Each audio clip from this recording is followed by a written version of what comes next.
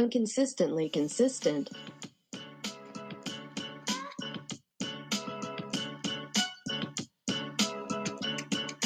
So, Be you prepared. go. It's your turn. Why? Because I did it last time. No. Yes. No. Yes. No. Yes. No. Yes. No. Yes. No. Yes. No. Rude.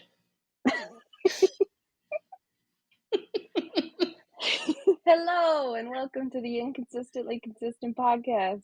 My name is Melanie. My name's Rachel, and Melanie's very rude today. I don't think that's true. They probably will hear none of the rudeness. You want to bet Prove they it. won't hear none of the rudeness? I don't know. It doesn't sound like they will. Oh, they will. Damn it, I'm not the person who edits this. You are not the person who edits this. I have control over what goes in. Damn it. Mwahaha. But I am the person who researched for this episode. You And are. I wrote a script in the middle of it, and you will have to read it. So remember this, Rachel. Remember that. I will remember that. Yeah. So, listeners, it's a shitty day in Halifax. It's raining. Mm-hmm. The Kenobi series, 2 episodes released. Lots of feels. Lots of feels. Like what kind of feels? Just like nostalgia feels.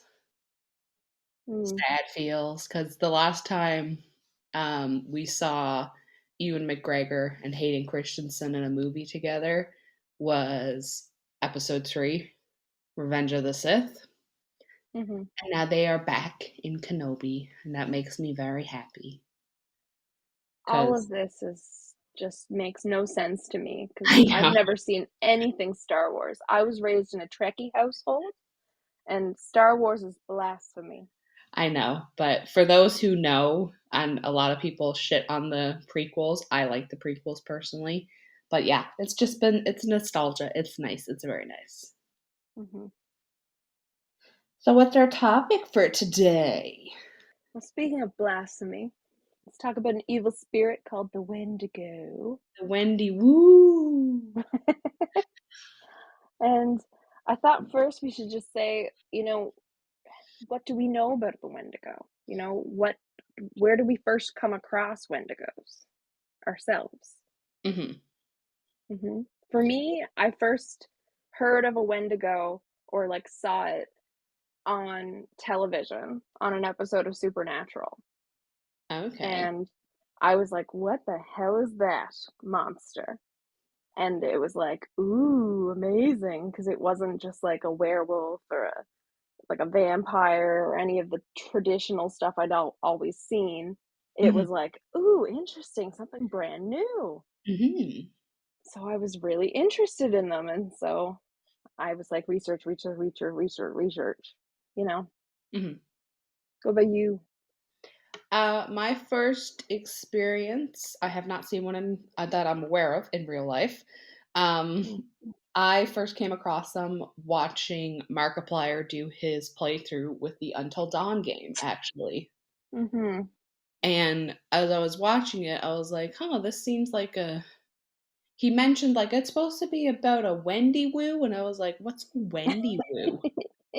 A Wendy Woo. And then I seen it pop up, and I was like, oh, that's a Wendy Woo. Oh, you are tall, you are lanky, you are very bony. And it was interesting. You is smart. You is strong. You is important. But it was interesting because I didn't really get into learning about the different lore with the indigenous communities. And that was kind of what started me into researching, legend of the Wendy Woo. Because Mark called them the Wendy Woos in his playthrough. Mark says just about anything. Yeah, he does. I don't think he ever pronounces anything correctly. And it's always on purpose that he says it incorrectly. Yeah, very true. I watched his Until Dawn playthrough as well, and he was very unimpressed when he killed off one of the main characters that he liked, Oh, when and he he killed had to Ashley. yes, and he had to restart the entire game. Yeah, there's another YouTuber. His channel is Call Me Kevin. He's an Irish one, and he's played with like Jacksepticeye and some of the other UK YouTubers. He has done some videos of Until Dawn, but it's like Until Dawn, but I make every wrong decision. So he literally ends up like killing everybody in his Mm. playthroughs. That game is really interesting though, because that game is so like it has so many different endings. Hmm. And it was really cool to see the Wendigos as like the main antagonist in that game, and you see them so much, and that's probably I like I don't know if I'm right in saying it, but that's probably like the main pop culture reference people will know Wendigos from, right? Yeah, Like that's probably the biggest thing, yeah, I can see that. right? Because I've seen them on that Supernatural episode, and I don't think they ever made another appearance in the Supernatural show Hmm. past that. And I didn't know this, but like Stephen King's novel Pet Cemetery and the movie from it, I've actually never seen the movie, Hmm. that was based on Wendigos. Oh, I didn't know that was, but when I was looking this up, they were like, yeah, Wendigos, Pet Cemetery. And I I was didn't like, either. really? Hmm. Yeah. The movie Antlers was based on Wendigo legend. Never heard of that movie before. I've heard of it, but it's like body horror, and I don't like body horror gore stuff Okay. as much. Like when it's happening to someone, like I'm okay if that's like in movies, but when that's like the whole premise for the whole movie throughout, I Hmm. usually don't watch those. Just it icks me out. I'm okay with it if it's just like well, like that's a scene in a movie. But when that's the Hmm. whole movie, I'm just like I really just don't want to watch that. It's just gonna gross me out the whole time. Hmm. Um, some of the things though that I found that they showed up in, or exactly always showed up as just a classic Wendigo, but the Wendigo legends inspired some of the monsters in them. They said the show Teen Wolf, Charmed, Grimm, Blood Ties. Um, they said Hannibal, that show, their FBI profiler was having a lot of dreams and visions inspired by Wendigos. Hmm. Um, they also said there was a Wendigo appearing in My Little Pony Friendship is Magic, Hearth's Warming Eve, under the pun title of Wendigo. Oh, Yeah, this is like this article I was reading said that, and I was like, My Little Pony, what the fuck? People are interesting. letting their kids watch this because Wendigos eat people. Interesting. Yeah, My Little Ponies. Apparently, you can find some Wendigos in that as well. Now I'm Uh, curious, and I kind of want to go watch My Little Pony to see it. yeah, apparently the DuckTales Christmas special, last Christmas, were creatures that were described as poor souls turned into monsters by obsession and desperation that were uh, based on Wendigos, because sometimes apparently Wendigos are also used metaphorically. Hmm. So they were like monstrous, I guess, like in a dream sequence type of thing. Interesting. Yeah. Interesting. So I thought that was interesting. Hmm. But the My Little Pony one really, really was the one that was like, what the fuck? Yeah, that's a little weird. Yeah. So Rachel, why don't you tell the people what a Wendigo is? And Sure. why exactly you think it would not be in a My Little Pony thing? uh, Right? so a Wendigo is a mythological creature or evil spirit. It originates from indigenous folklore, specifically in Algonquin legends. So it's specifically based in and around the East Coast fords, oh, East coast, forest. So I did the research, and Rachel has to read my research.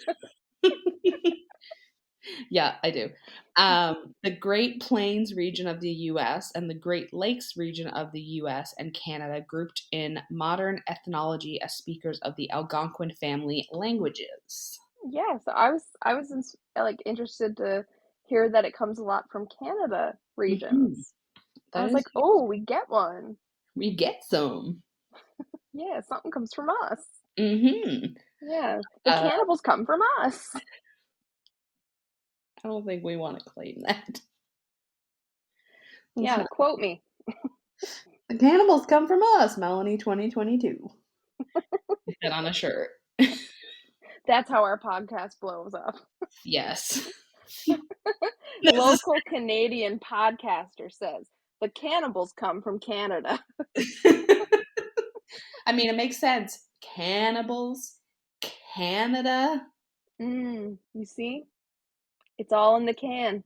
All in the can. As Kronk once famously said, oh yeah, it's all coming together. According to Native American legends, the Wendigo was once a lost hunter, and during a brutally cold winter, the hunter's intense hunger drove him to cannibalism. After feasting on another human's flesh, he transformed into a crazed man beast, roaming the forest in search of more people to eat. They're described as having an insatiable predator, cannibal forever craving human flesh, described as a monster or beast. And they're different than a zombie because it is considered alive and it's not a reanimated corpse. And in brackets, according to Melanie's best guess, close Yeah. bracket. Yeah. Also, for some reason when I transferred this from a Word document over into the Google Doc so you could see it as well, Rachel, it Mhm. took out all of the arrows and commas and dashes.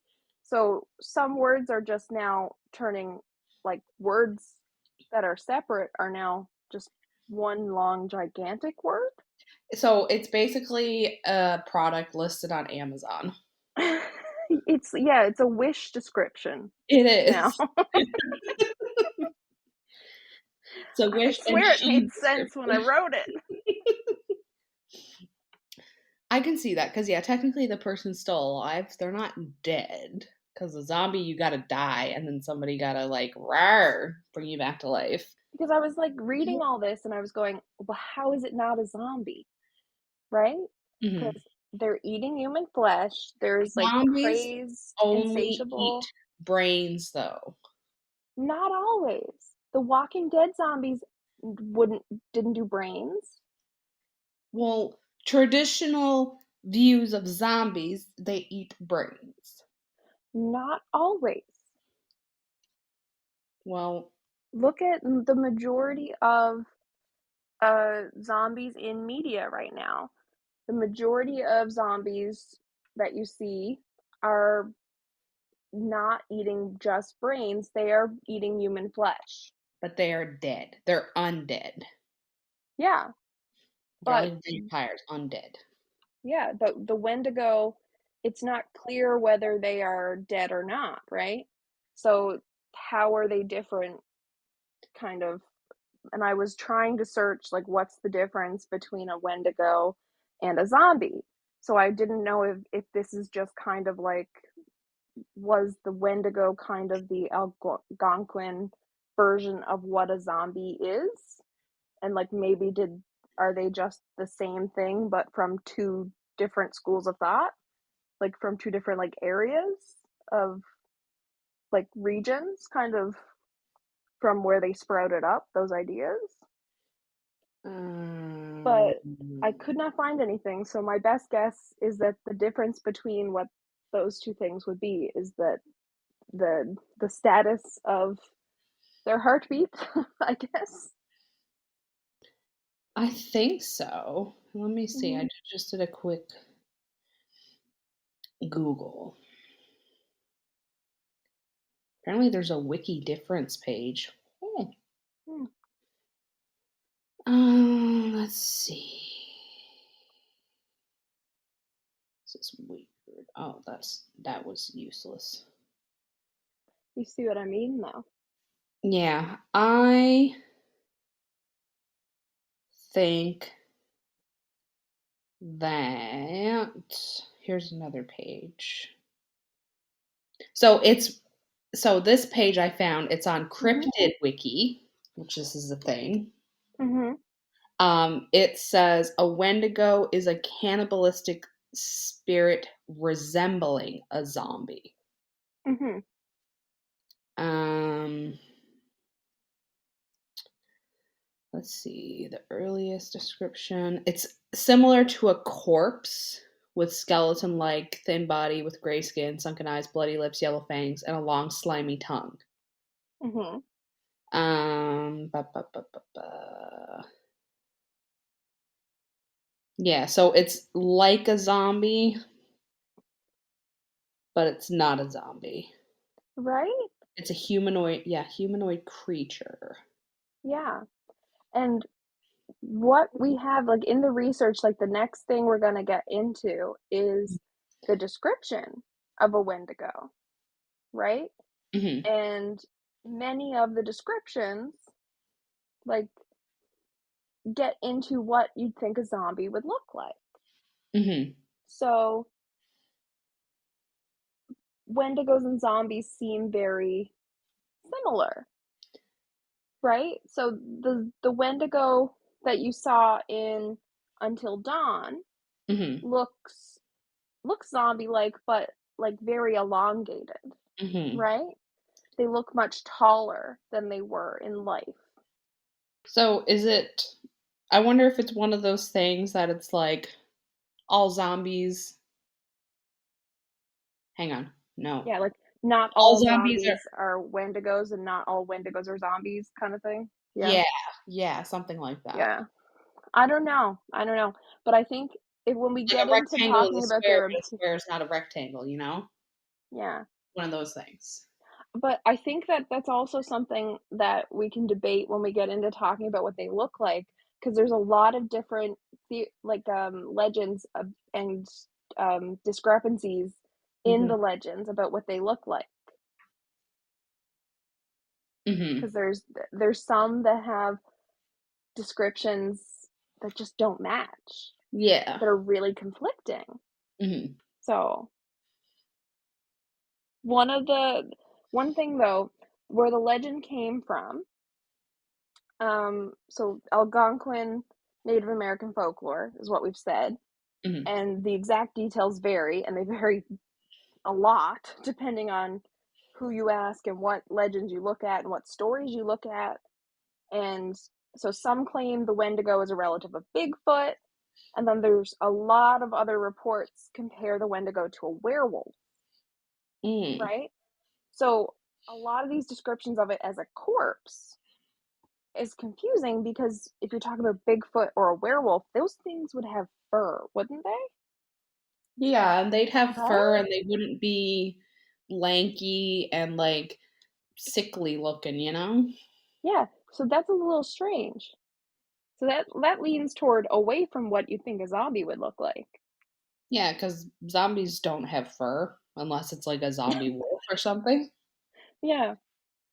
And then around the turn of the 20th century, the Algonquin people had a lot of large numbers of their people went missing, and they would attribute a lot of those disappearances to the Wendigo. And Mhm. that's why Wendigo had a loose translation of spirit of lonely places. Mm. Yeah. And then Wendigos are supposed to be cold weather creatures, hence why we think they're from Canada and northern states of the US, like Minnesota. You mean Minnesota? Yes, Minnesota. Mhm. You can come into Minnesota and you can have Bigfoot and, you could see a Wendigo and then maybe have You a can have cup of some Joe. cheese, from Minnesota. Cheese with your cup of Joe. Yeah. Now, let's get into what a Wendigo looks like. Mhm. One of the things is that they're almost 15 feet tall, so that's like a big thing. That is A terrifying. big ass thing. Yeah. Definitely not zombie-like, No. right? So you want to go back and forth on this a little bit? Sure. The body is often described as emaciated looking. Emaciated. Emaciated, my bad. And this is thought to be attributed to the notion that he's never satisfied by the cannibalistic urges. So it's just like a unsatiable hunger. Hmm. He's never full. Hmm. He eats and eats and eats. Yes. And so he's a giant humanoid with a heart of ice, is what some of the legends describe him as. Does the heart beat? I don't know, Because that right? would Which make him is different than a zombie. right? So that's a different thing. So I was like, I read giant humanoid with a heart of ice, but Hmm. then in I was like, okay, that's just like um a metaphor, right? But then when I was looking up later, and then we'll get into the research later of like how do you handle like safely how you deal with a Wendigo and how do you kill a Wendigo? Hmm. But apparently it's literal. They literally have a heart of ice. So, Yeah, because if you stab it, it shatters. again, is the heart beating? Because if it is, then the thing is alive and it's not a zombie. No, it doesn't. They don't say. Interesting. Hmm. Interesting. So they have a foul stench or sudden unseasonable chill may precede its approach. Hmm. So you can smell them coming. Oh, probably smell them a mile away. Oh Lord, he coming. Oh, I, Lord, he coming. I smell him.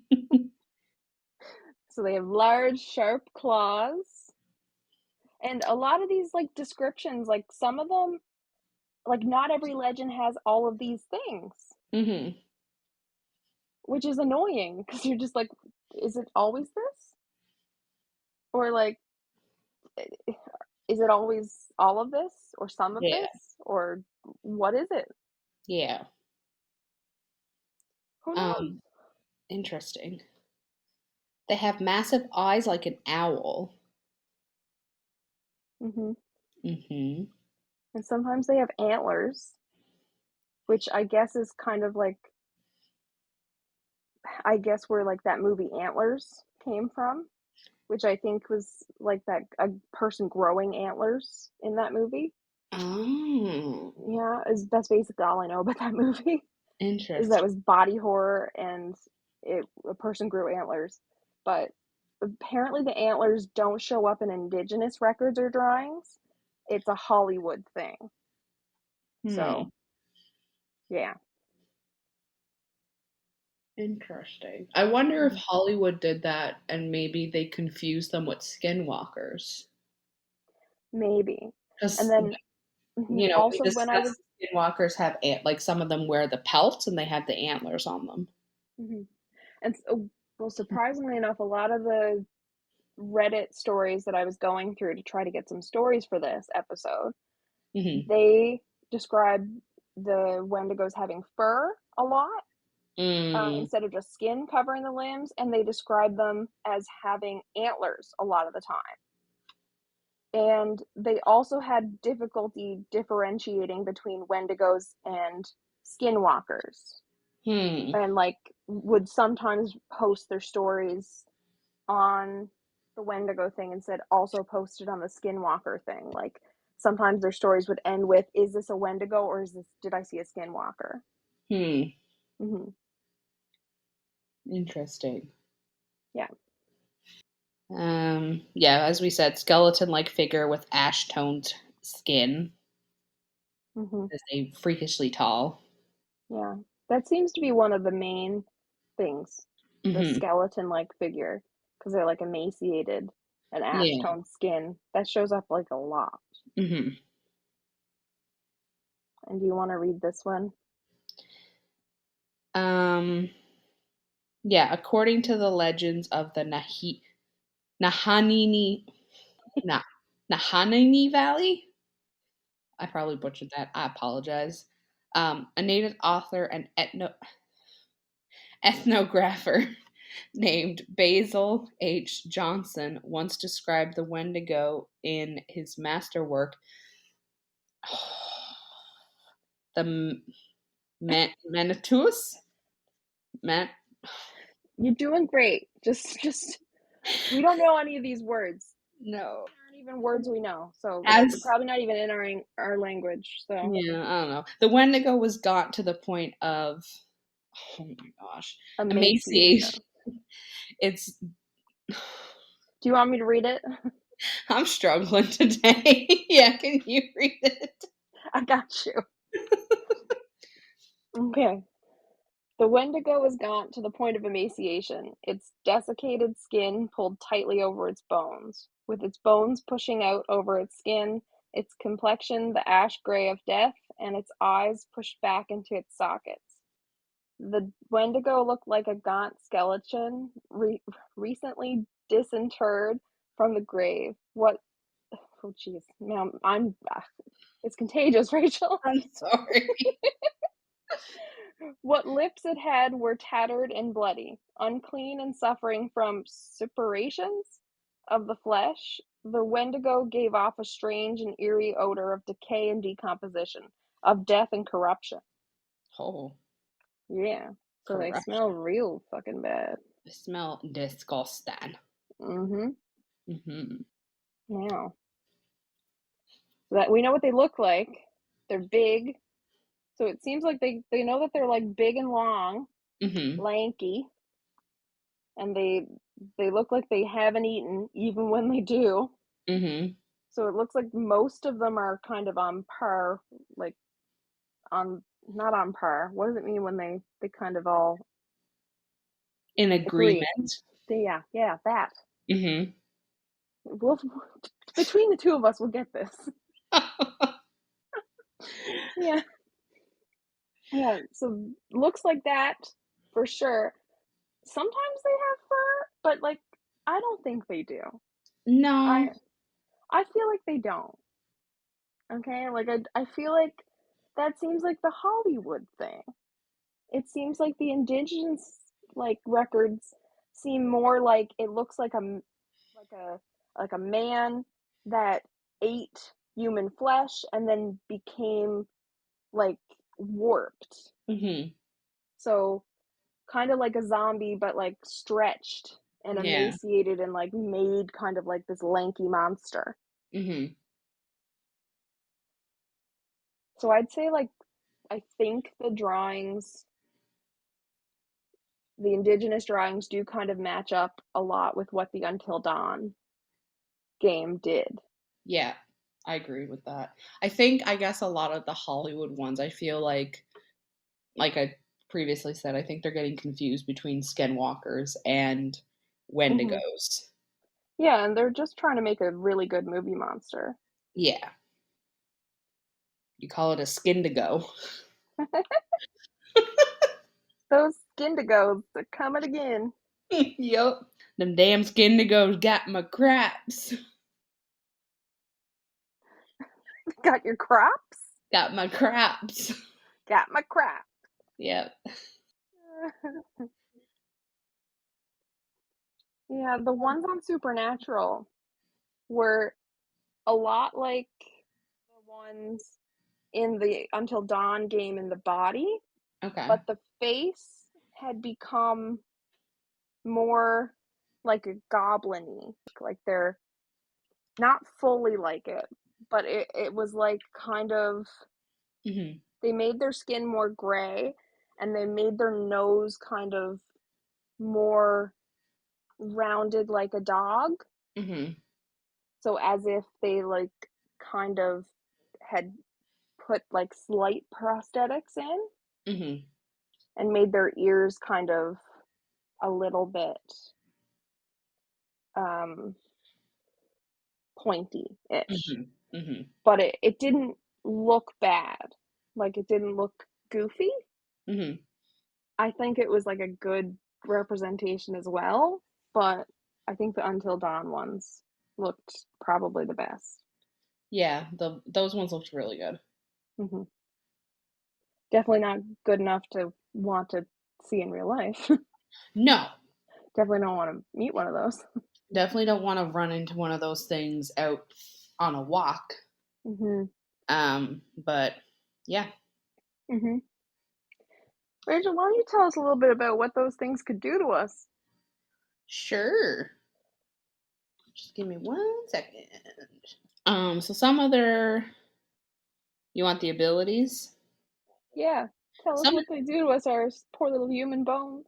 yeah. So some abilities claim that they have incredible speed and endurance in terms of both covering great distances and enduring harsh winter conditions.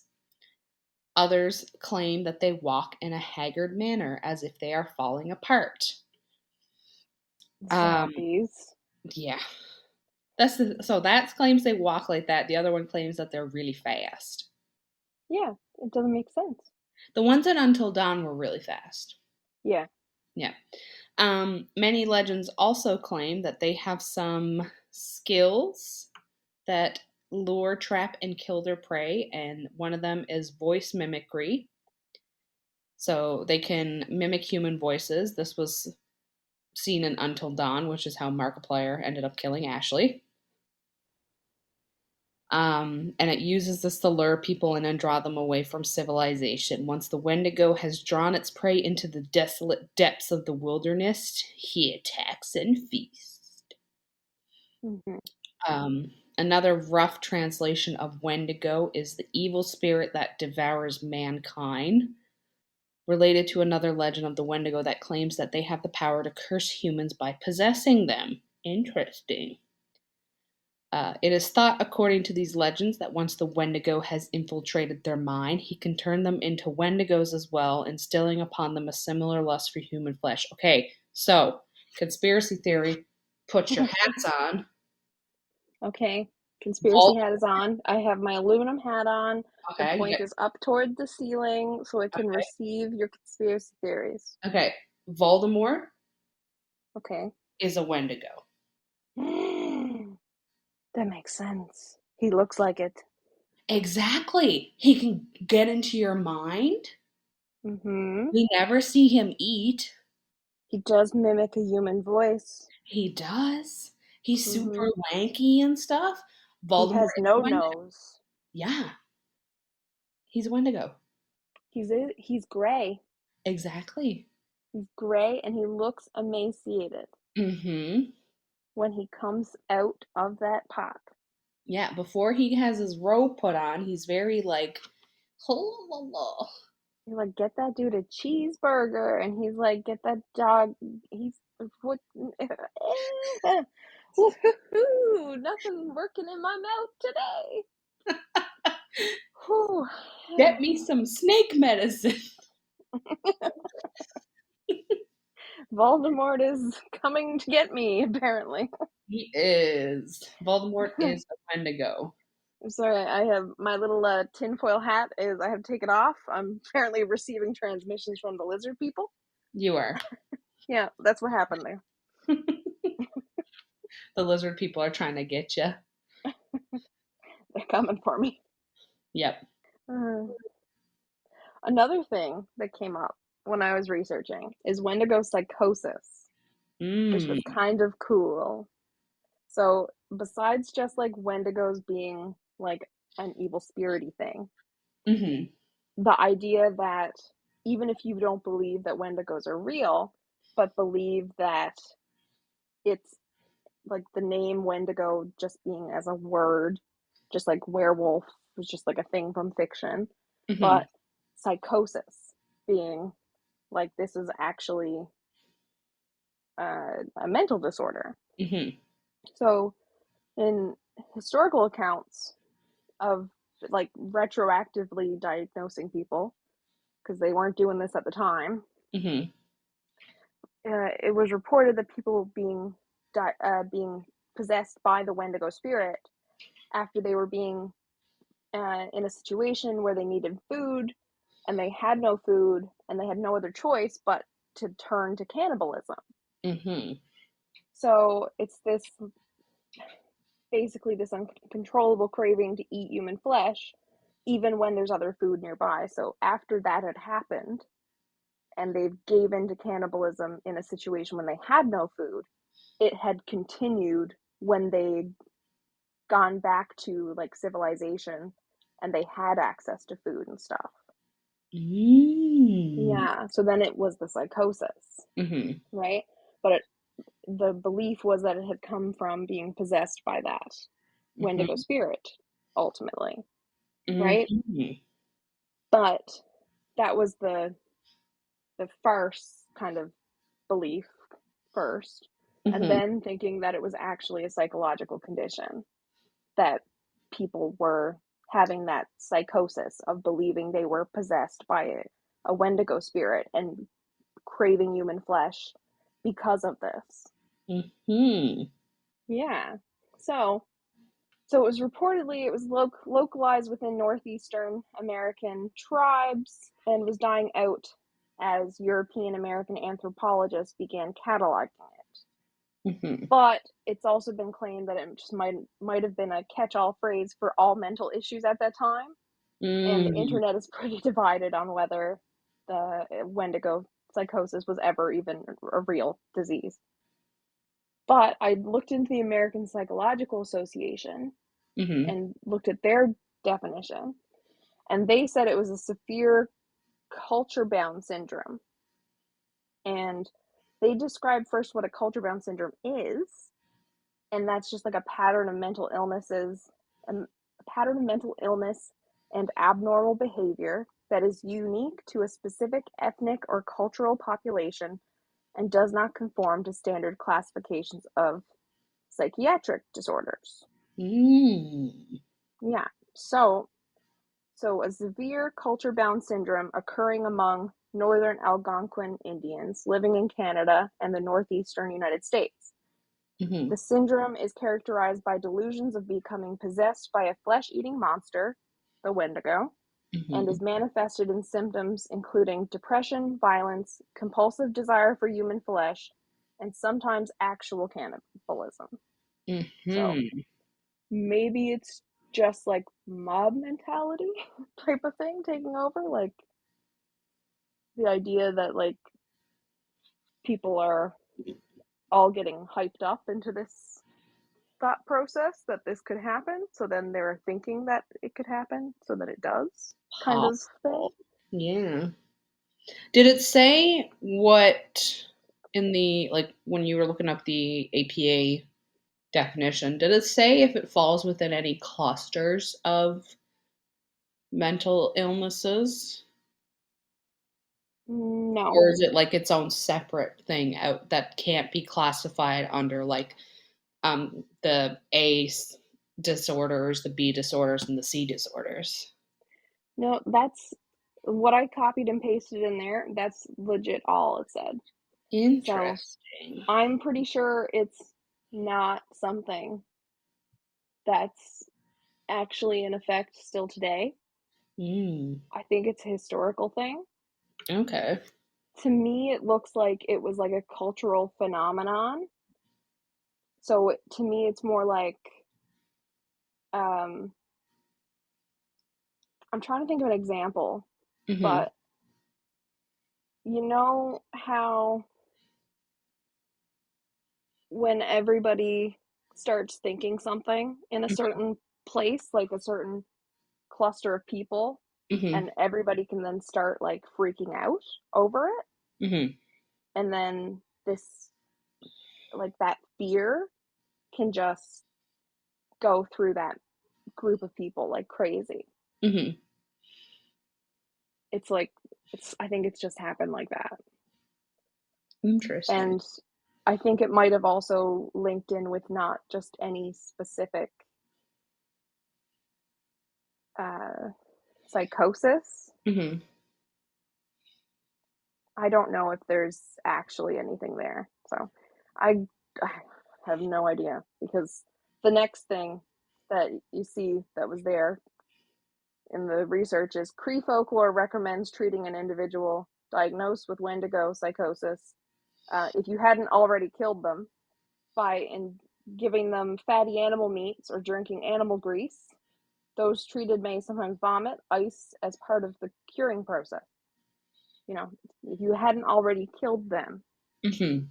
So, still, it's like, you know, Interesting. it's up in the air whether it was a real thing, Mm-hmm. like a real disease, or not. So there's like the 80s especially, Mm-hmm. like fascination with Wendigo psychosis among Western ethnographers, psychologists, and anthropologists led to a hotly debated controversy in the 1980s over the history of this phenomenon. So some researchers argued that Wendigo psychosis was a fabrication, Mm-hmm. while others have pointed to credible eyewitness accounts by both Algonquins and others as evidence of its truth. So that's basically the final thoughts that are on the internet that I could find in Interesting. like a couple days of research. Interesting. Yeah. But I did find a couple little like stories of cases of people who apparently are said to have had Wendigo psychosis. Mm-hmm. Do you want to read the first one? Sure.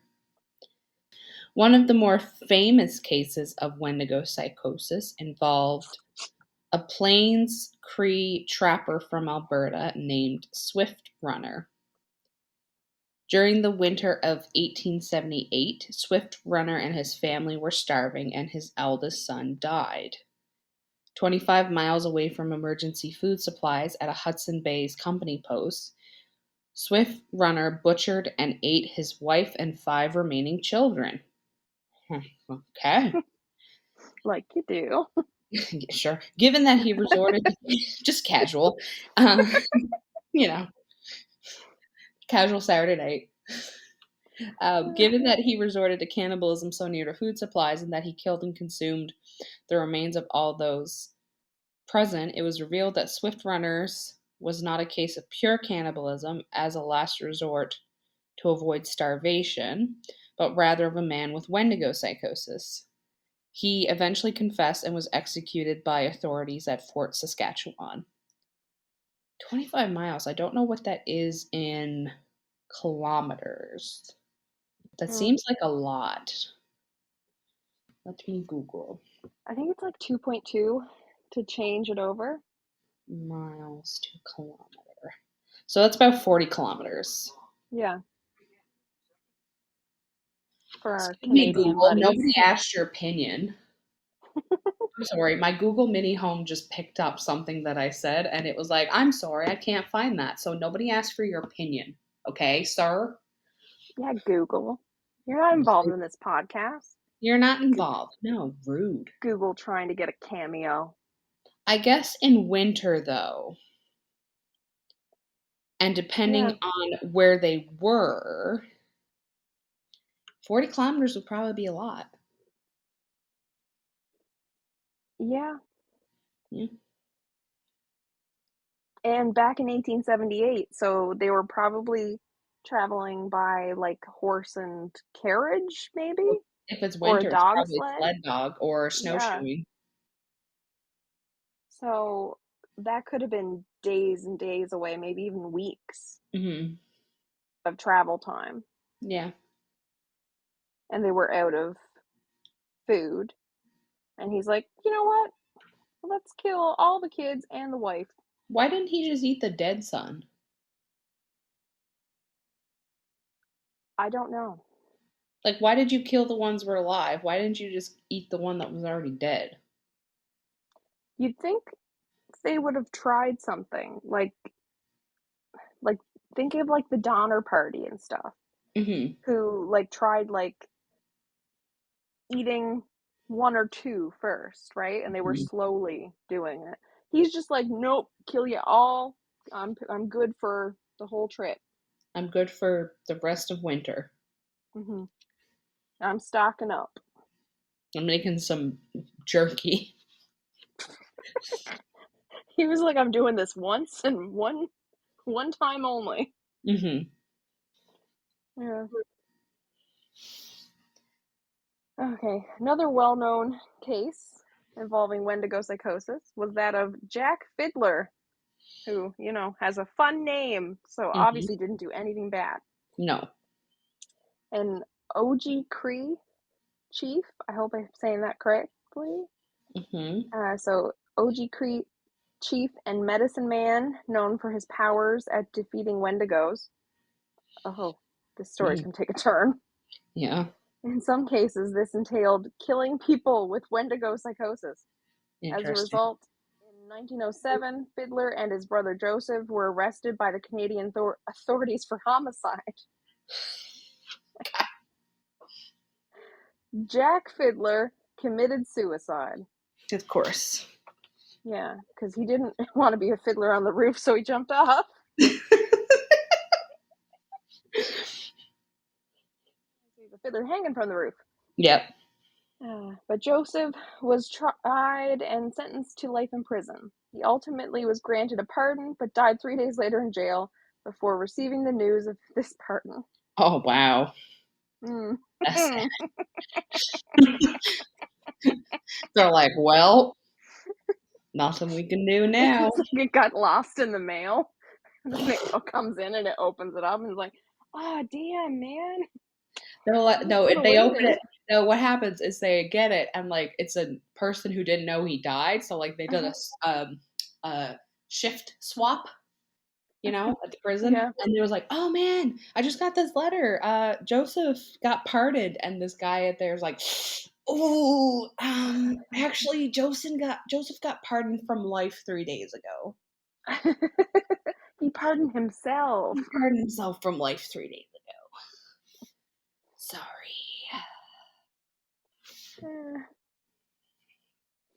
So now we have how to safely deal with a Wendigo. And I have written the steps out from my research for Rachel to read. And we have our first masterpiece in consistently consistent piece theater for Rachel to read. Will it become a bit? I don't know. We shall see. We shall see. Let But me Rachel, just do some vocal warm-ups, get prepared. The tip of the tongue, the teeth on the lips. Rubber baby buggy bumper, rubber baby buggy bumper. Wow, wow, wow. Yes, you must be prepared. Both physically, emotionally, additionally, inevitably, psychologically, and stuff. Yes. So, how to safely deal with a Wendigo? Is that the voice you're going to do the whole time? We shall see.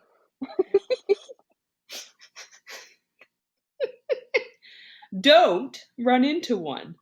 That's how to safely deal with one. There we go. You heard it here, folks. That's There you the end go. of the episode. Because if you do run into one, you're basically fucked. Believe that. It's apparently nearly impossible to escape one. They're really fast and great hunters. You have to use fire to burn them alive, apparently. Not kidding, the internet says so. You have to set their entire body on fire, not just wave a torch at them and call it good. You gotta Rachel, you're literally. so sarcastic. Where did this come from? My existence is where it came from. You gotta like really burn them, like Viking funeral style, burn them. Mm-hmm. Go after the heart. Its primary weakness is the frozen heart. You can stab it with a silver stake. Apparently, we should be carrying these around with us. Again, not sure about when this became a werewolf thing. Yeah, okay. Mm-hmm. Yeah. Did you bring your silver stake with you? I probably have one around my apartment somewhere. Yeah, mine's in the shop, Yeah. so I'd be fucked. Yeah, you'd be fucked. Unless you could burn them with fire. But you need the stake too, it says. Oh, yeah. You need both. Yeah. Mm. Watch out for ice storms and tornadoes while the Wendigo is pursuing you. So all those people in Ontario that had that tornado the other day, they all fucked. Yeah. Yeah. The Wendigos are after them. Mm-hmm. So,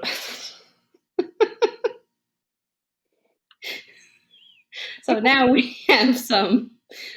This must have been some internal dialogue Melanie was having with herself. No, Rachel, it's you. Okay, now You. I know this website is just fucking with us. Come on, it says it commands the weather. Since when did Storm from X-Men do a crossover? Surely we don't have the budget for that. Scratch everything that I said after fire. Just burn them. Full stop. Just burn the motherfuckers down. Long, dramatic pause.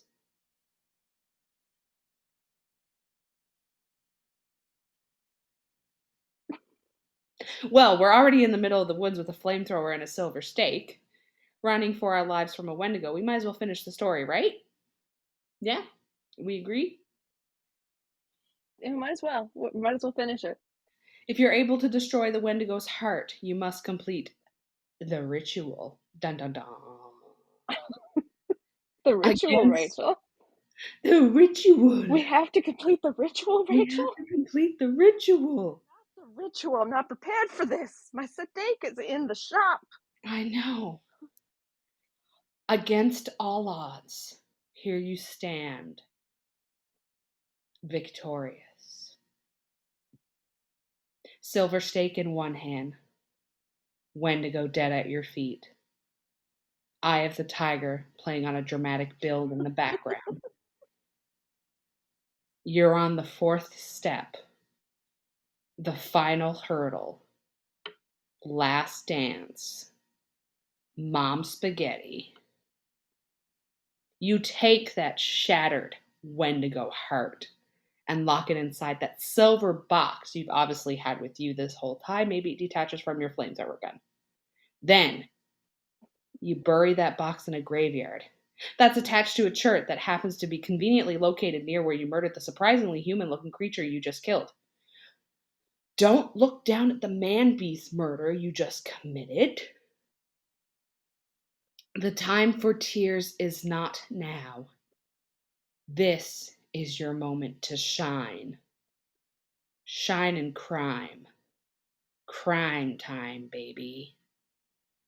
I feel like I need to put on sunglasses after that. Yeah! I'm gonna get fooled again. You are Horatio Kane I am Horatio from Kane. CSI Miami. Yeah. Then you take a fancy-assed silver-plated axe, which you've also conveniently had with you this entire time, because you always wear a utility belt of gadgets when you go for leisurely walks in the woods, because plot twist, you are Batman. I And knew you it take this whole time, Rachel.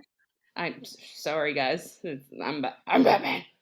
And you take that axe and you swing it down and chop off the Wendigo's head and all four limbs. Get it together, Rachel. Keep your dinner down. Rachel, where is she?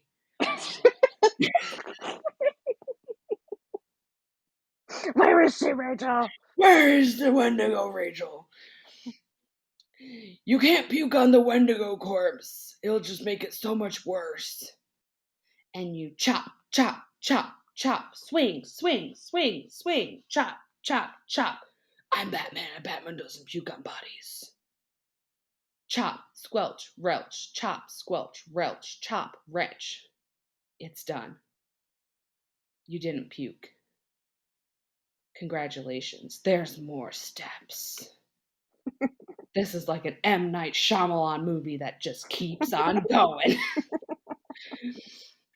Then You are both Batman and Rachel. That is the plot twist. dun, dun, dun.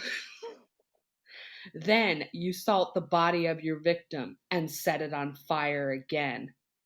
Yes, again, Rachel. And you burn it until it turns to ash.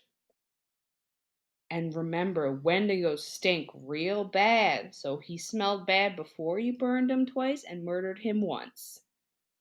Black, you puke this time. And then, stomach empty and emotionally numb. Insert Linkin Park reference. You watch him until he is nothing but ash. Because you cannot risk that the evil spear would ever be able to regenerate or some shit, because you definitely like didn't do enough overkill to the body, but that's what the internet said. Then you scatter the ashes in the wind and sing, dust in the wind, all we are is dust in the wind. End scene. I bow. I really didn't know how you can take an audio bow, but you figured it out. You gotta give him cues. You gotta give him cues. Yay, Rachel! Thank you. My agent will be accepting phone calls for parts.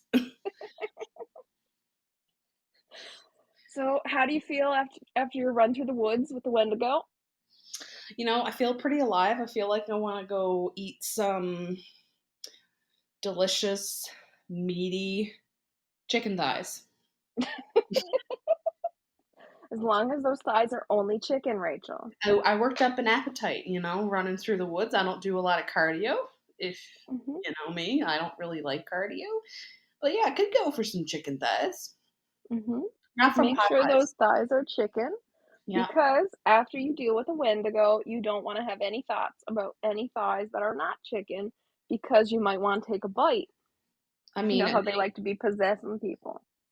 technically, if they're as skinny and lanky as they say, me looking at that would be like, definitely don't want to eat you if I'm stranded on a desert island. You don't have any meat on your bones.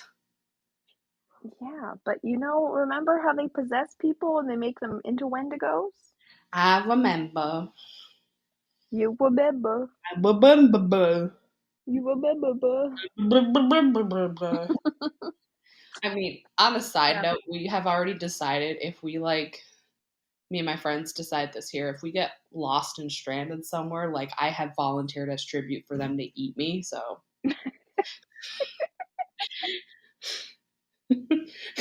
Because I probably had the most meat on me out of all of my friends, so I was like, I volunteer. You guys can eat me. You can cut my legs off. It's fine. Can't eat the husbands because they're too skinny. Uh, What if they're Wendigos already? and they've just convinced you to be Fraser, their victim, Rachel. Alex Fraser, I'm catching on to you. Oh. I'm gonna get you. When I was reading the article, like this website that was telling you about how to kill a Wendigo, it started off so normal, being like, you just got to burn them. And I was like, okay, burn them alive. I was okay, okay, that's a little weird, but like normal. And then it was like, you got to like stab them with a silver stake. Okay, it was like a little weird, but sure. And then it was like, you've got to perform the ritual. And I was like, what the fuck? And then I was like, well, creative writing time. Yep. What was this? I'm not surprised. You finally got to use your English degree. I'm so proud of you. Oh, shut up. I use my English degree all the time. Rachel. Rude. I'm sorry. That was mean. Rude Rachel. I could have written you getting eaten by that. I didn't. I That was appreciate very nice to you. it. I appreciate it. Okay. I Yeah. was just here to tell you that I didn't feel good. You know? You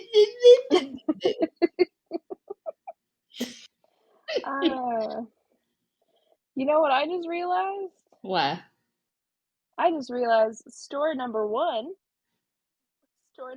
from earlier. Yeah. Oh my god, we'll have to go to story number 2, which doesn't exist Yes. Story in number this. Oh my story. god, it doesn't. It didn't come over in Yeah. the Story Word number 2 document. is blank. So story Oh number my 2. goodness. Insert story number 2. Oh my goodness, that's crazy. Oh, I didn't even Oh know. my gosh. Story number 2, I will read it. And you Okay. will be shocked because it will be a complete surprise. Okay. Okay, story number 2, which is actually story number 1, which is yeah, hmm good speaking. Excellent speaking. Excellent use of the English language. Go me. Okay, so this is all our stories going forward from now. Were not written by Melanie. I did not take any credit for any of these. hmm They're all from the Reddit thread of Wendigo stories. So it's r/Wendigo, I assume. r/Wendigo stories. Okay. So this is posted by the user named necessary-end-775. Okay. It's called The Time I Saw a Wendigo Outside My House, in brackets, true story. Okay. We will be the judge of that. Yes, we shall. Okay.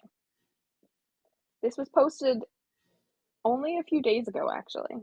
Oh, Yeah, it says 8 days ago. interesting. So this happened a year ago. I still haven't told many people about it because it still shakes me to my core. I was home with me dad. It's the pirate. He's back. Arr. I was home with me dad, and we live on the outside of town, near miles of deep dark forests. It was around 11 p.m. My dad had went to bed, but I sat out in the living room and watching a movie and pigging out on some food.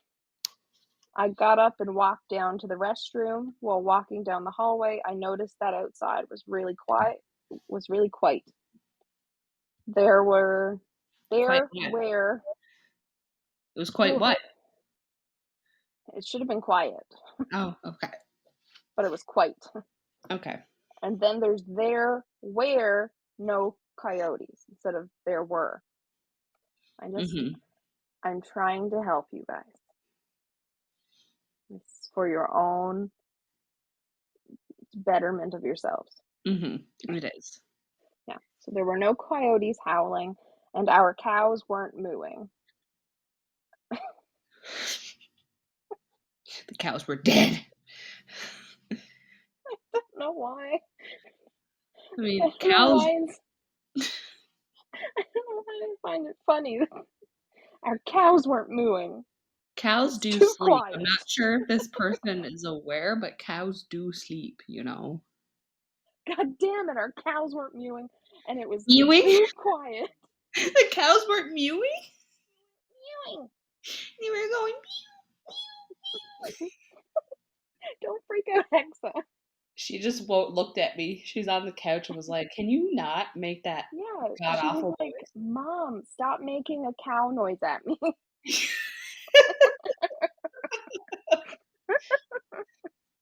She knows the difference, Rachel. She does. Okay, so no coyotes howling, and our cows weren't mooing. Though it was strange, but quickly just forgot I did my business in the restroom, and while I was washing my hands, I looked out the window to my right. It is about 7-8 feet of off the ground. I saw what I thought was a strange. Oh, sorry, this person doesn't use punctuation, hmm and it's hard. It's hard. Okay, I looked out the window to my right. It is about 7 to 8 feet off the ground. I saw what I thought was a face. It looked pale and like it had half of its face just gone or rotting off. Mm. Of course, I thought it was just my eyes playing tricks on me, but then the motion sensor light turned on and I saw it in all of its ugly and scary glory. I looked at it while it looked at me. I stood there staring at it. I stood like that for so long, it could have been minutes or an hour. Just as I thought it couldn't get any worse, the thing moved and took off running into the woods. I stood there for a while longer before I moved again. I ran, told my dad. He didn't think much of it, but he got up and went outside to check. He went outside? Why? I don't know. Okay, so he went outside to check, and I went and grabbed a shotgun. Mm-hmm. Luckily, the thing was gone. I haven't seen it since, but one thing is for sure, I will never stay home alone or stay up late ever again. End of Mm-hmm. story. You know what's funny? All I could think about when you said I was looking at it and it was looking at me is that song on TikTok where it's like, and he looks at me and I look at him and he looks at me and I look at him and he looks at me and I look at him.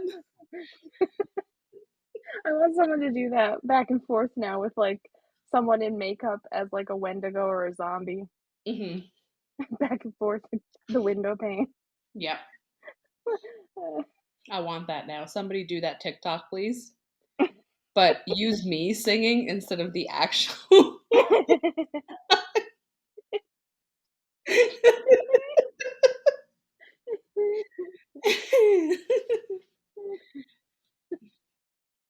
Okay. Story number 3-2 or 2-3, depending on how you see it, Mm-hmm. is by the user control_unit01. And it is titled Repeated Sighting, and then in brackets it has hunting ? Mm-hmm. So not the typical thing I'd post, but thanks to a few recent nightmares, I figured it would be good to post here. I used to live in the middle of the woods as a kid. When the sun was up, I'd be out there all day, playing in the stream or riding bikes through the trails, even through Through ice the chairs. through the chairs. Through the chairs. Did you just sing that the way they sing through the trees and in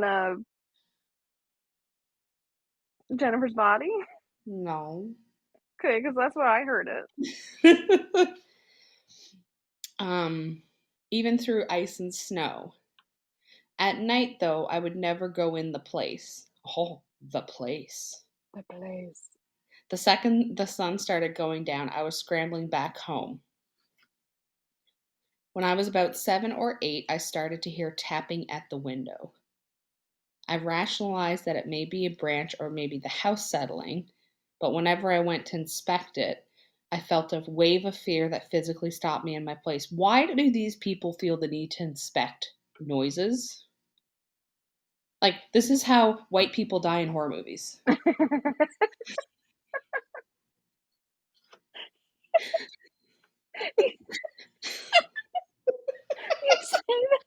You say that like we're like a marginalized community, Rachel. Because it's always the white people that are like, I'm gonna go check out this noise, hoity-toity-toity, and then death. Not a marginalized community in any instance. I know. But it's honestly like, am I wrong though? Most people in horror movies who go inspect things are white because we're dumb.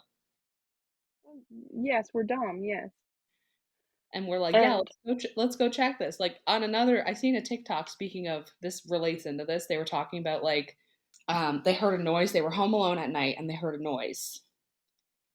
And they were going to go check it. But they remembered, because they had been on Native American and Black TikTok, that they have learned not to go check noises because of them, because it could be a skinwalker or a Wendigo or something else. mm-hmm. And I've seen all these people, they duet, like white people, like, oh, what's this noise? I'm gonna go check it out. And they're like, why are you going to check it out? This is why you die in a horror movie. I'm like, you are not wrong. Mm-hmm. White people always check out noises and then we die. Okay. Yeah. Well, never thought of it that way, but To me, I'm like, "Oh, look, a noise. I'll send someone else to go check it out." Yeah, you're one of the smarter. Technically, you're not white, you're translucent, so I don't know if you can. Yeah,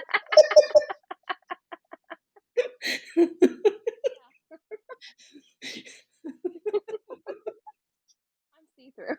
Yeah, I think you'd go check it and the thing would be like, "I don't see anything. I can't see anything. I can't see anything. There's Yeah. nothing here." Um, I'm this also like, "Oh, did I hear something?" And then I'm like, "Hey, dog, did you hear something?" And he's like, "I hear something and it really freaks me out." And I'm like, "Yeah, we're not going that way." Yeah. Yes. So I'm like, I check it with him. If he's freaked out, we're leaving.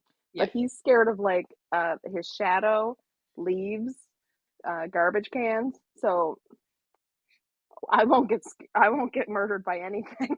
Is that really a good judge of character if he gets scared by everything?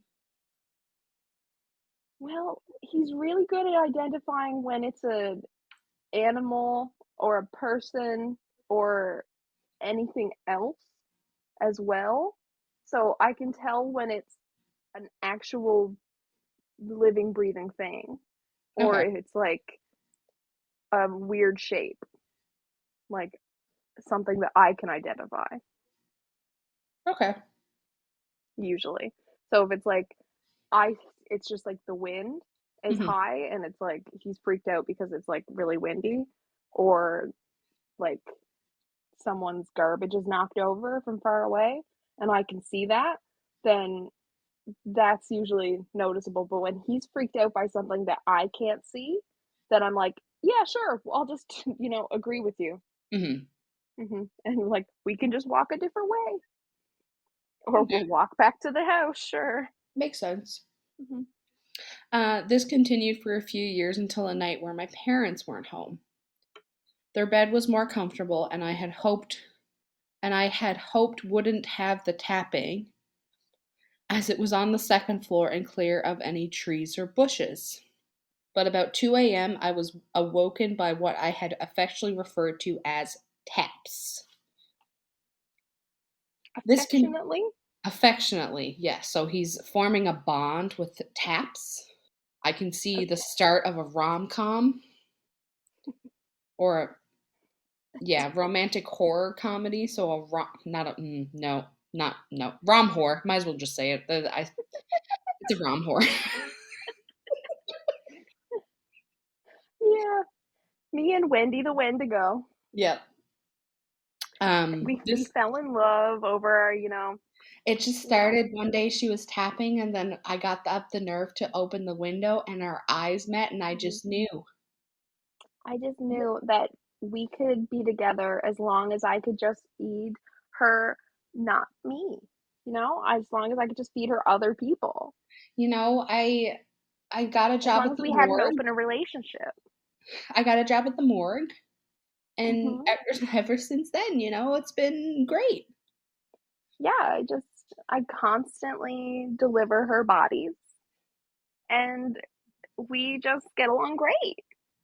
I think they're starting to get suspicious because a few times when the body's supposed to go to a funeral and it's gone, and then they do open casket and there's a mannequin, people are not happy. Or they open it and it's like, "Ah, surprise, it's not there. There's no body at all. Surprise, it's empty. Surprise, Whoopsie. you just bought a really expensive box. You just bought a nice box that has nothing in it. Surprise, it's just Wendy in there." And then she jumps out and eats everybody. And Yep. then they're like, "Haha, nobody's here to pay the bill. It's so surprising that no one showed up for the funeral." And I'm like, "Ha ha ha ha, yeah, it's Isn't fun. it It's crazy." so funny? Yeah. This continued, not every night, but multiple times a week. Didn't matter where I was in the house, didn't matter whether I was trying to sleep or was wide awake. I'd start hearing tapping on whichever window was closest to me, and an overwhelming dread when I tried to inspect it. About a year or two ago, when my long distance girlfriend came for a visit, we walked through the woods together. But after finding a few relatively fresh deer bones, I asked her to head out. As we were leaving, she wanted a picture of the forest, so she took one and we started heading back when she called out to me saying that she thought there might be something in the picture. Mm-mm. Don't look at it there. I You went keep and took walking. I went and took a look and felt Mm-mm. the same feeling of dread as before. Dumb white people. Right? The next sentence is going to suck and make this whole thing feel fake. But after studying the picture, I took the phone from her and deleted it before quickly taking her hand and pulling her into the car. At the bottom of the picture, just under a tree that had barely begun to flower, was the creature. Dun dun dun. It was staring us down, hunched in the shade, with a deer skull that had a bit of meat on its hand. Now, I grew up being taught that in both the natural world and the world of spirits, it's generally a good idea to not enter the territory of another creature uninvited. And combining the unease during the trip and the picture, I was pretty certain I had just done exactly that. I tried to put it out of my mind and move on and enjoy my time and treat things as normal, which for a while worked. Then I moved in with said long distance girlfriend in another state. About 2 months ago, I dreamt of the creature, and while I had been dreaming, she said she heard the tapping at the window. I should Ooh. mention we are underground with covered windows well. What? Okay. So there's Covered absolutely window wells. interesting. So there's absolutely no plants that could be causing it. I had two more dreams and heard the tapping occasionally when I was awake late at night. Tonight I had another, and I'm starting to get concerned about it. Have never posted here, and I'm sorry if the format is bad or anything, but I would greatly appreciate any advice or explanation on this. Creepy. So my advice: you done fucked up. Mm-hmm. You took a picture, and you went into somewhere you weren't supposed to go, and now you're being haunted. So good luck. Yeah. You're gonna have to call Sam and Dean Winchester to come save you. Yeah. And Buddy deleted the picture though, which stupid. Stupid. Don't no, stupid. Yeah. And why look at the picture back in the woods? Like, no, get out of the woods Get first. out of the woods and look at it. Yeah. You can look at that in the car once you drive away from the woods and Yes, get home. yes, you can do that. Stupid. Hmm. You can do that, stupid. Yes, they can be Hmm. that stupid. Yes. You're just gonna hear Yeah. Sam and Dean screaming up the road. Carry on my wayward son. There'll be peace when you are done. Lay your weary head If they to made another season of rest. Supernatural, it's like they just look on Reddit for cases. Don't they cry no more? Pow! Yeah, pretty much. Okay, so our next story comes from user Taryn_Reed, and this was originally posted on the Reddit thread for Skinwalkers, but it says that she figured she'd post it here as well. So this, like I said before, a lot of them were posted on both Hmm. because a lot of people couldn't tell the difference between Wendigos and Skinwalkers, Hmm. and there's a lot of confusion. But this is one that I wanted to include as well because it was an Ontario one. It was Canadian, so Ooh. I wanted to include it. Hmm.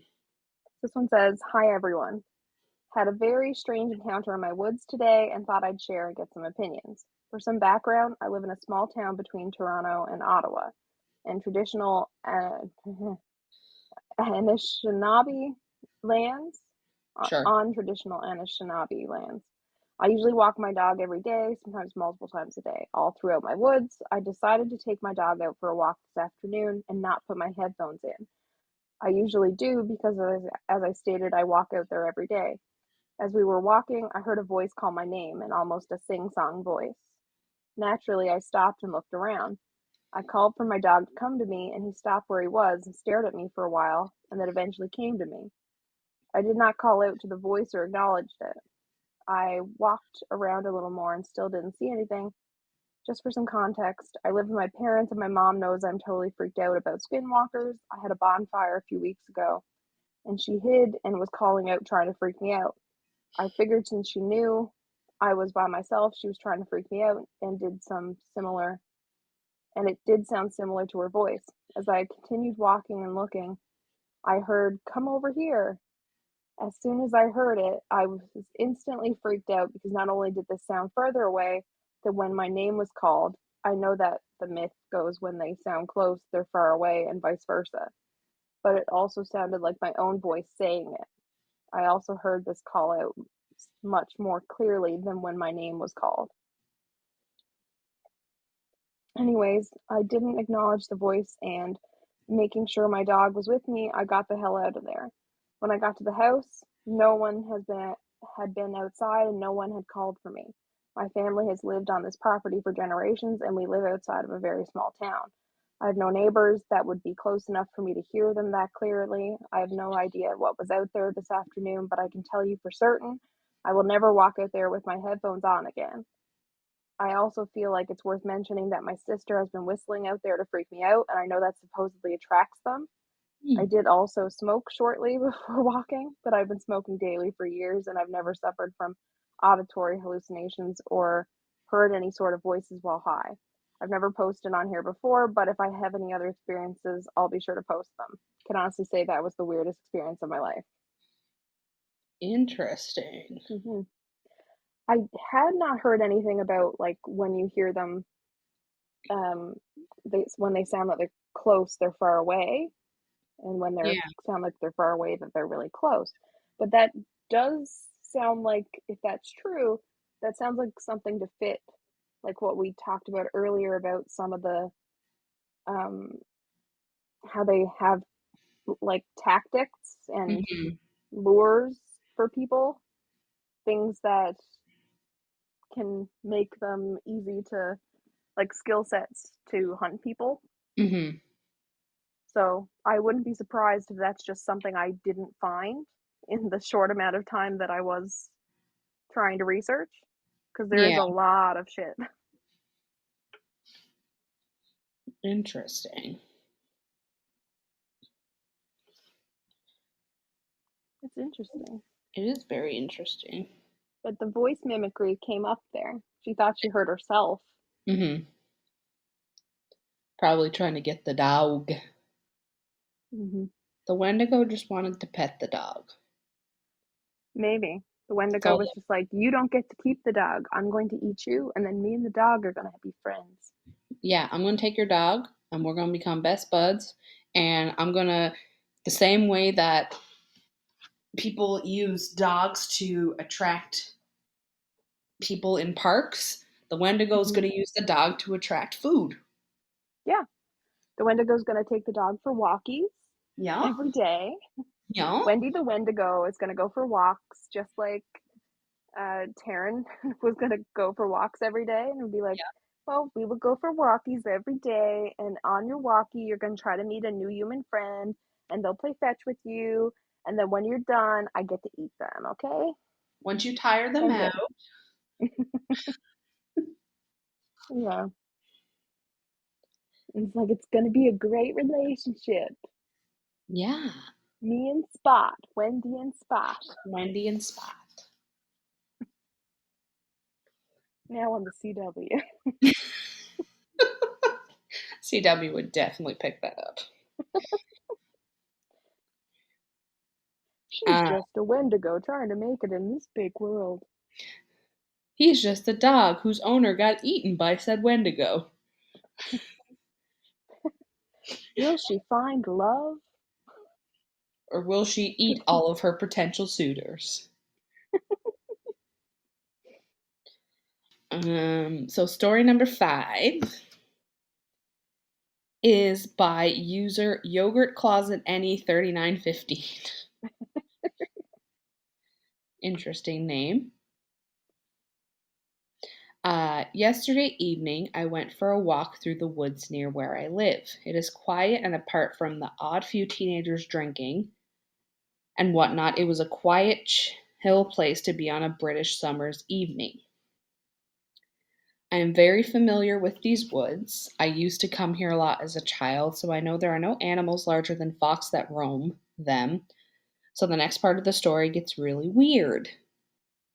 As I was walking through the forest, the sun began to set. It was around 8 p.m. and began walking out of the forest the same way I came in. It was then I started to hear a very ear-piercing scream, sounded like a woman screaming in anger. It was so loud I couldn't move for a moment. I looked around and could see nobody, nothing at all. I know foxes make some strange sounds, but I've heard fox screams and they were nothing like what I heard. Upon hearing this, I started to briskly walk out of the forest, quite shaken by what I heard. As I was walking out, however, I couldn't help but notice oddities in the tree line looked very much like a deer, which is weird because this woodland hasn't had deer living in it over 200 years. They were all hunted. But then I realized it was not a deer. Oh. Dun dun dun. After seeing it repeatedly as I was walking, lurking in the tree line, appearing to follow me, it looked as if it had human legs and was crouching whenever I saw it, followed by bulky arms. It looked like it did not want me to get a good view of it, as when I would look at it for more than a few moments, it would very quickly dart into the woodland out of view. But I could tell it was there until I reached the end of the forest. Upon getting back, upon getting to the end, I looked back again to see if it was there, but it wasn't. I was seemingly alone again once I left the forest. Could this have been a legit Wendigo, or could I have been hallucinating? I thought the Wendigos were only spotted / lived in America and not in Europe. Dun dun dun. Yeah. So That's that interesting. one described it more like it had antlers, It didn't mention, yeah, so right? maybe, It said antlers because it said it looked like a deer. yeah, I don't know if maybe it specifically said antlers, actually, it now, said it was but like it said they thought deer. it was a deer, but it wasn't a deer because deer don't live in that woods no more Yeah. because they all dead. Hmm. Interesting. Yeah. They said deer, so I just assumed it had antlers. But if it, I don't know. I assume deer have antlers. So, I mean, female deers don't. hmm Male but deers do. I saw the word deer, so I just Yeah. assumed it must have it must Mm-hmm. be the antler form of what people describe Wendigos as. Mm-hmm. But I said it had bulky arms, Hmm. and Wendigos are, as we have discussed, they're like lanky and stuff. Yeah. There's Maybe it some was like, drawings with them they look like they basically look like the manticore, but like um like a moose manticore. okay, Some of the interesting. ones that I've seen drawings of, but they're like when I was doing the research. But that's not what the Algonquin Mm-hmm. legends show them as. But a lot of the newer legend stuff, like the urban legends, Mm-hmm. show them like that. Maybe it was a Wendigo and they just skipped leg day.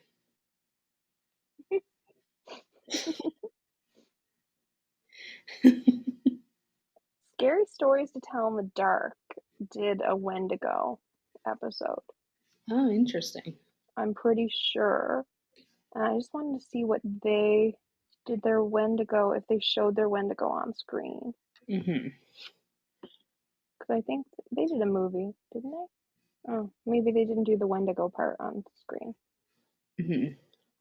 But yeah, I don't know if they did. I don't think they did their Wendigo on the movie one. Hmm.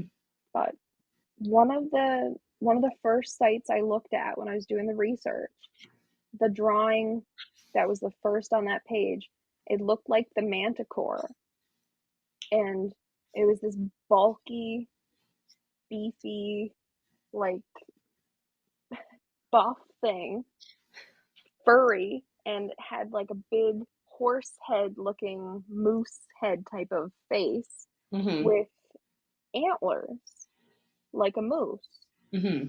And I was like, the fuck is that? It's not a Wendigo. And it was like, this is a Wendigo. And I was like, excuse you? That's not a Wendigo. But that's what they said. But that was one of the, and then like when I did more research, it was like, no, that's what Hollywood kind of, some of like did like a hard left and we're like, ha ha ha, look at this. Mm-hmm.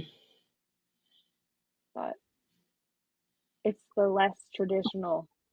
So, but some of the stories that show up on Reddit are showing that beefy, like if they were gonna like make it a romance novel hero, half moose looking Wendigo.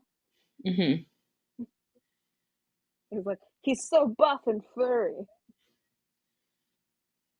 Interesting. Mm-hmm. Okay, our last story for this evening.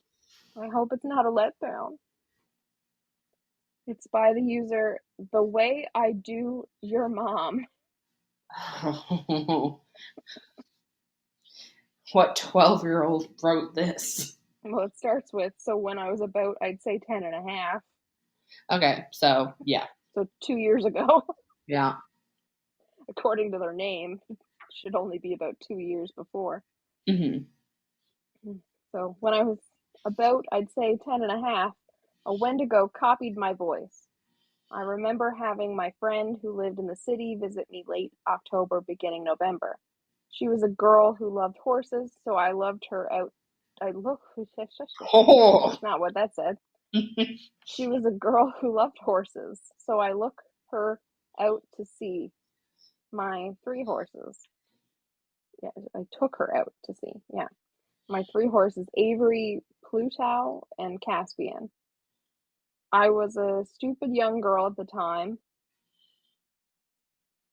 Oh, and I thought it was a 12-year-old boy, the So way I did do your I. mom. Plot twist. Stupid young girl Mm-hmm. who wants to do our moms. Maybe she's one of those girls who made a TikTok video like, my boyfriend cheated on me, so I banged his mom.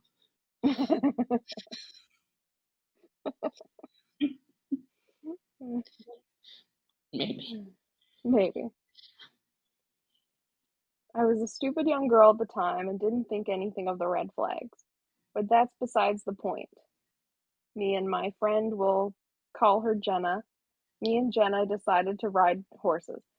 Jenna the horse girl. Jenna Yeah. Marbles the horse girl. Yes. Me knowing the horses chose what ones we'd ride.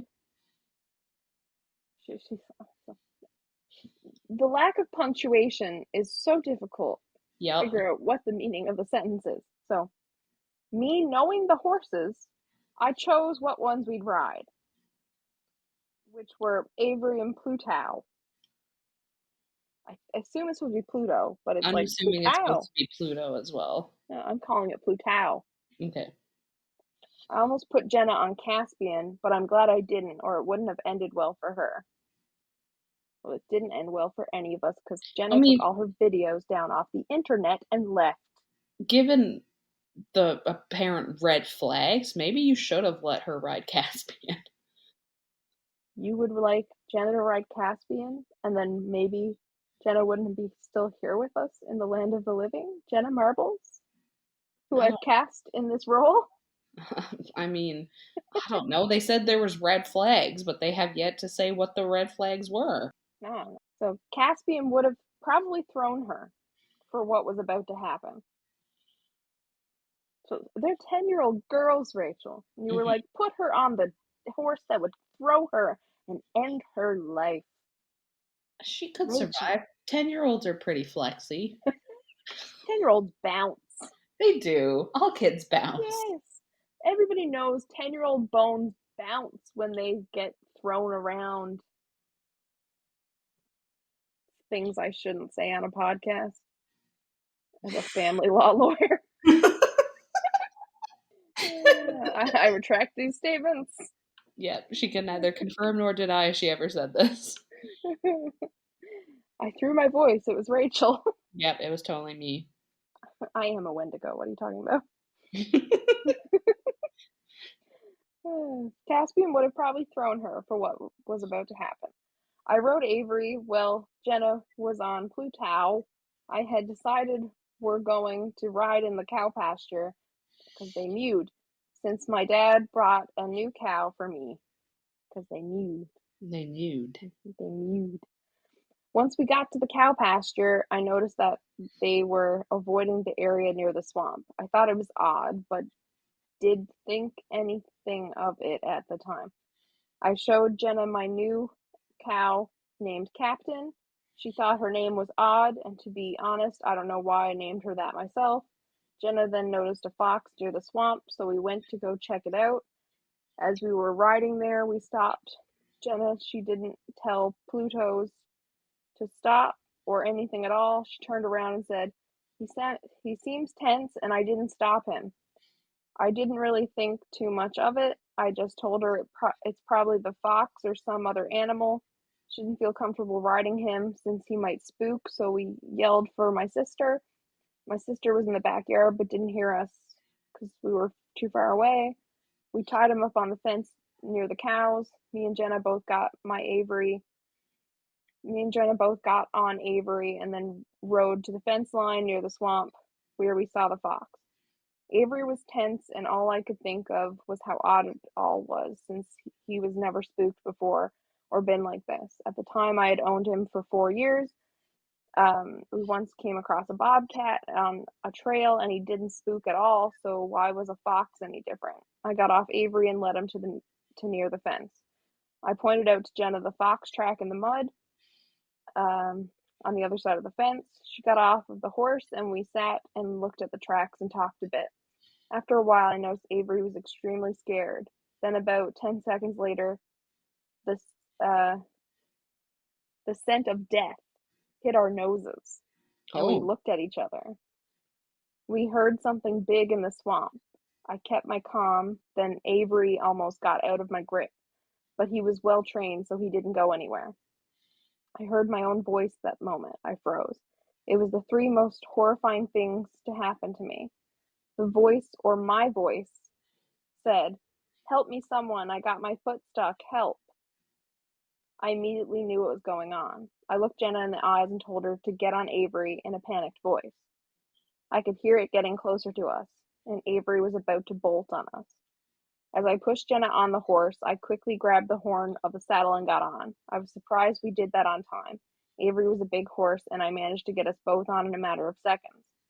As we got to the gate of the pasture, I got off Avery and on Pluto. We galloped to the backyard where my sister was. She was with the new puppy and asked us what happened. We told her. She promised not to tell our parents or they'd freak out. We put the horses away, then went inside. I hugged the puppy. His name was Dakota. But little did I know he'd be the next thing to cause me to see the Wendigo again. So it was Dakota. It ends on a cliffhanger. Oh. We have no part 2. I need to follow up with the Dakota story.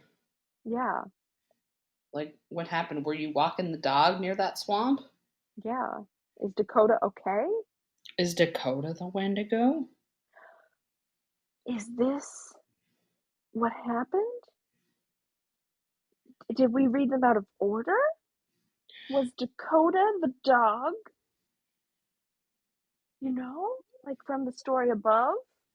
Did all this happen in Ontario? And I read them out of order, and that The Way I Do Your Mom is actually an old account from Taryn Reed? Right? Conspiracy theory. Put back on your hat, everybody. Oh my god, get your tinfoil hats out. Get them back on. Remember to turn up the tip so you don't get the lizard people coming in. You gotta turn the tip slightly to the right. Yeah, you want to keep that away from the tuning into the lizard people brainwaves. Yeah. I hugged the puppy. His name was Dakota, but little did I know he'd be the next thing that caused me to see that Wendigo again. But they didn't actually see it, they just heard it. No. They heard it and they thought it was coming closer. Or maybe it was already on them. What if Jenna is the Wendigo? And she threw her voice? Yeah. Could be. Dun, dun, dun. That's why she left the internet. People found out she was a Wendigo. It all makes sense now. Jenna, I'm coming for you. I know. I'm gonna get you. She better come back to the internet and defend herself. Yeah, if you don't defend It's the yourself. only way to figure this out. If you don't come back to the internet and make a video defending yourself about why you're not a Wendigo, all I'm saying, you're gonna confirm. Then it's true. You are a Wendigo. Those stories were interesting, though. Interesting. Yes. I particularly liked where you murdered a Wendigo. Yeah, I like that as well. But I would also like to ask you why you were so particularly violent, Rachel. You know, like, I don't know why you went so overkill with it. Like, why was that necessary? Because in my mind, I put the face of someone on the Wendigo. And it was just satisfying, you know? And so what you're saying is that it was completely your thoughts and words that came out of your mouth. There was no one else who made you say those things. Nope. Definitely didn't write that for you. No, it was not scripted at all. It definitely didn't come out of my fucked up little brain. No. Do you want to ask me for a third time if these were my own words and if maybe I signed it and it was my signature? Was it your signature, Rachel?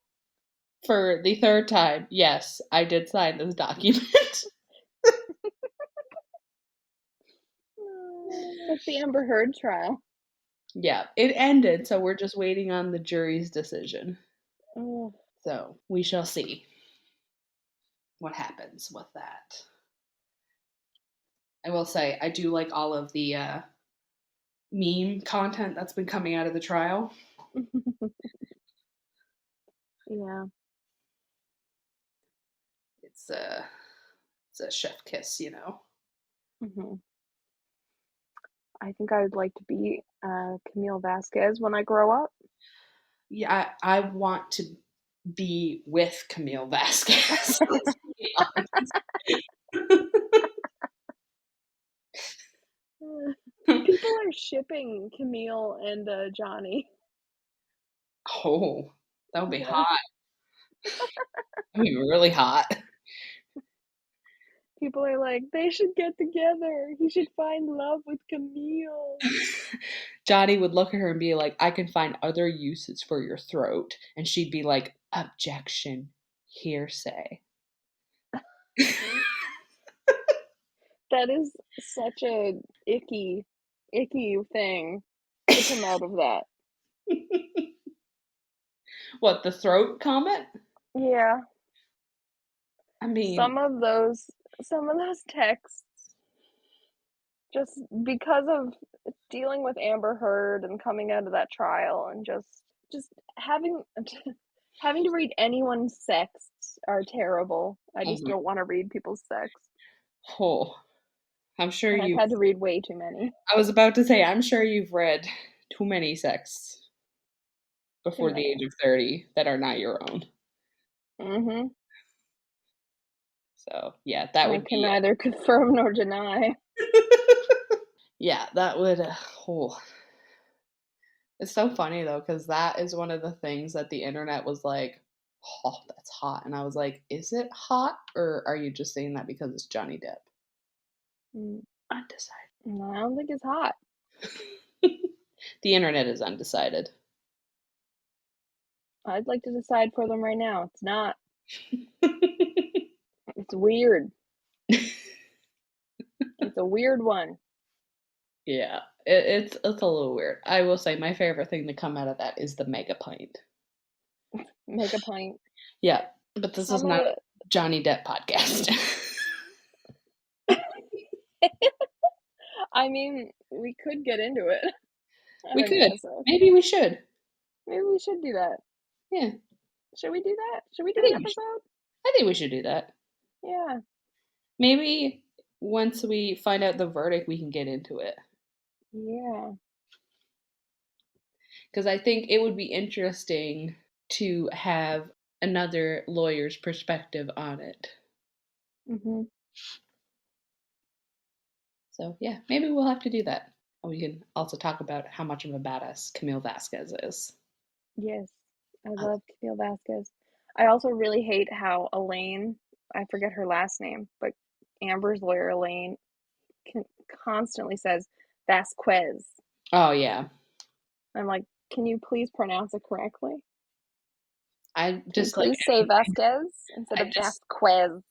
I just like it's the same people who say Quebec and not Quebec. Like, no. She probably says quesadilla as well.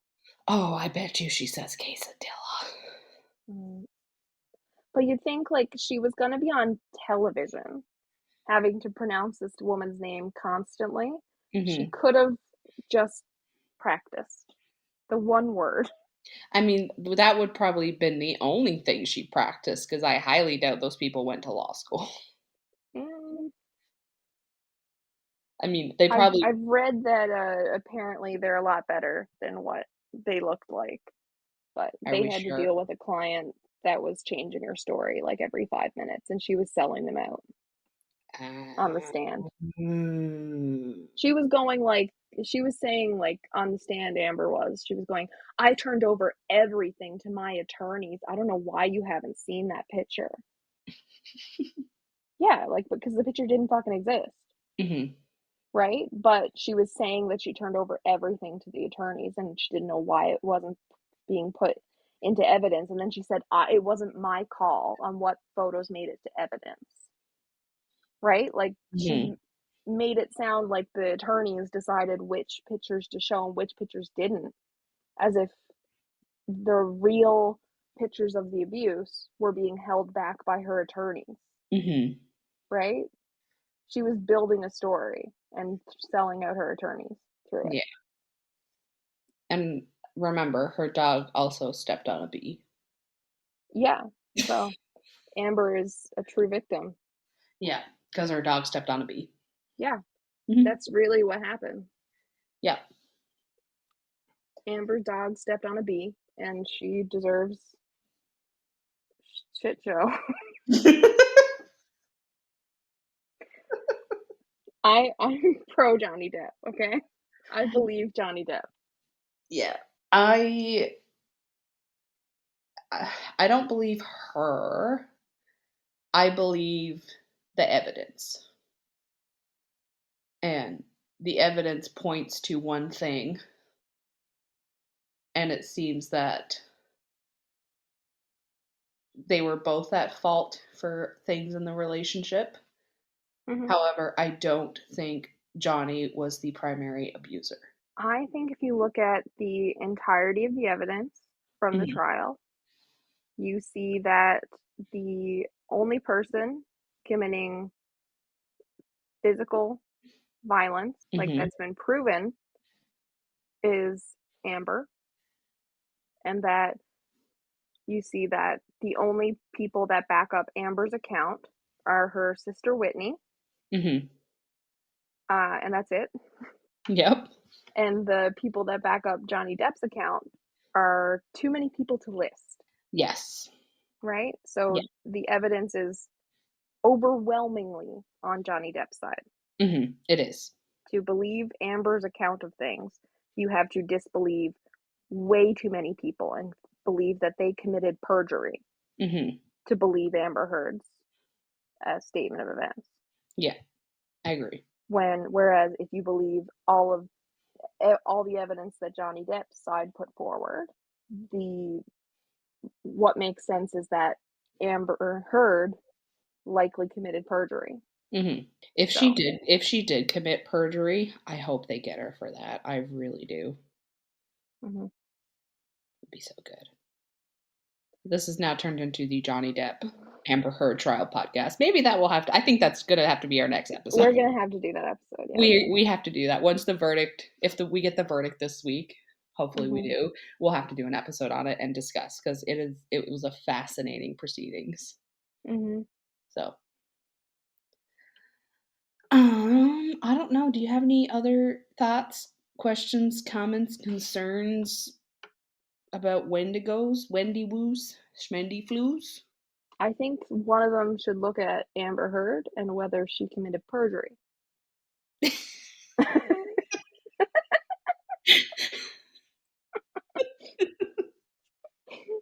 Just kidding. Okay. Just kidding. No, I'm past Wendigos now. I just want to talk about the Amber Heard Johnny Depp trial. Yeah, we're gonna have to save that for. We gotta save that. We need a whole and episode. I want to hear the verdict and all that. But Wendigos, to wrap them up, I love them. I love all the folklore, the stories, the legends of it. Mm-hmm. Love all of that. So much to delve into, and even all of the information and research I got into. Mm-hmm. It's not even like I barely scratched the surface of it. Mm-hmm. There's so much more. Yeah, I believe that. Mm-hmm.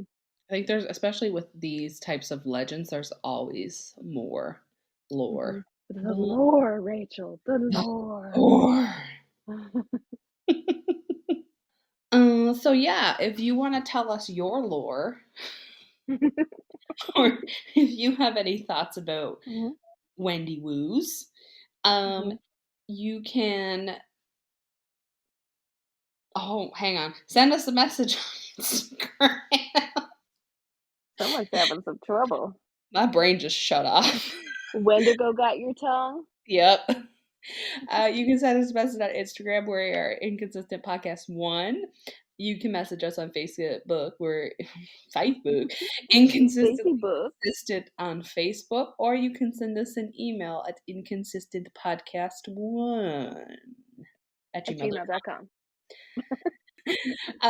Remember to like, rate, and review us on your podcasting platform, and share us with friends who might like to hear two idiots talk about Wendy Woos. And then probably our next episode is going to be the Johnny Depp Amber Heard trial. Let's be honest. And we have an announcement about our movie. We do. We've decided on it. It's amazing, Rachel. And completely not stupid at all. Our movie that we're going to watch for June is called the magnificent, the wonderful, the fantabulous movie called Dino Shark. Horror movie about a dino shark. Yes, you heard it correctly. DINOSHARK, as in a shark that looks like a dinosaur. And no, it is not half shark, half dinosaur. It is not a little T-Rex legs with shark up top running through the jungle. I wish that was the case as well. It is a shark that looks like a dinosaur eating people. But we do get to see a baby dino shark in the first, few minutes of the movie. So take what you want of that. That will let you rest easily. YouTube has free movies, listeners, if you were not aware. You just type movies in the bar, search bar. And this was a movie I came across one night. And I watched the first 10 minutes of it. And I saw the monster. And I went out loud, oh, this is going to be stupid as hell. So you can watch this movie for free on YouTube. And you can talk about it and just take it in and listen to us talk about it. Yep. on our movie watch episode for the last Friday in June. Yep. Mhm. Bye. Bye. Bye.